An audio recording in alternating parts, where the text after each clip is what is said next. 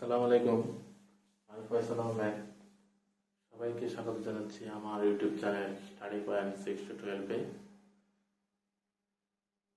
তোমরা সকলেই অবগত আছো এবং যারা নিয়মিত ভিডিও দেখছো তারা সকলেই জানো আমি আজকে আমার নবম পর্ব অর্থাৎ শব্দজোড় অধ্যায়ের ইতিমধ্যে 8টি ভিডিও আপলোড হয়েছে। আজকে আমরা নবম